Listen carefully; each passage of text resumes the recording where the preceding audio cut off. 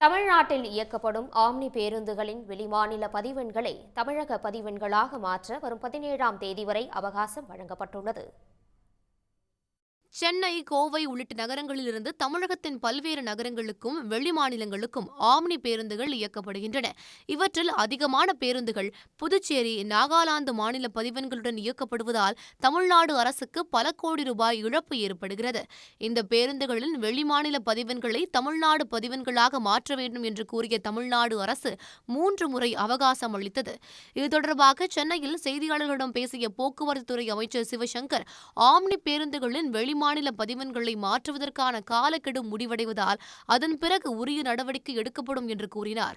இதனிடையே சென்னை கிண்டியில் அதிகாரிகளுடன் ஆம்னி பேருந்து உரிமையாளர்கள் பேச்சுவார்த்தை நடத்தினர். பின்னர் செய்தியாளர்களிடம் பேசிய அவர்கள், தேர்தல் நேரமாக இருந்ததால் பதிவெண்ணை மாற்ற முடியவில்லை என்றும் மேலும் 1 மாதம் அவகாசம் கோரியிருப்பதாகவும் தெரிவித்தனர்.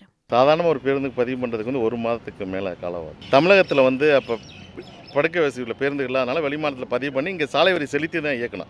தமிழக அரசுக்கு வருவாயில் இப்போ வர மாதிரிலாம் சாலை வரி செலுத்தி இயக்கிக்கிட்டு இருந்தான். இப்போ மாற்ற சொல்லும்போது கொஞ்சம் கொஞ்சமாக மாற்றிக்கிட்டு இருந்தான்.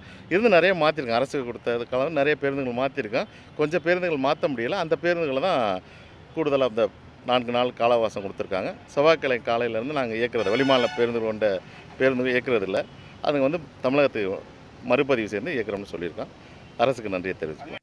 இந்த பேச்சுவார்த்தையின் முடிவில் திங்கட்கிழமை வரை தமிழ்நாட்டில் வெளிமாநில பதிவெண் கொண்ட ஆம்னி பேருந்துகளை இயக்க அனுமதி நீட்டிக்கப்பட்டுள்ளது.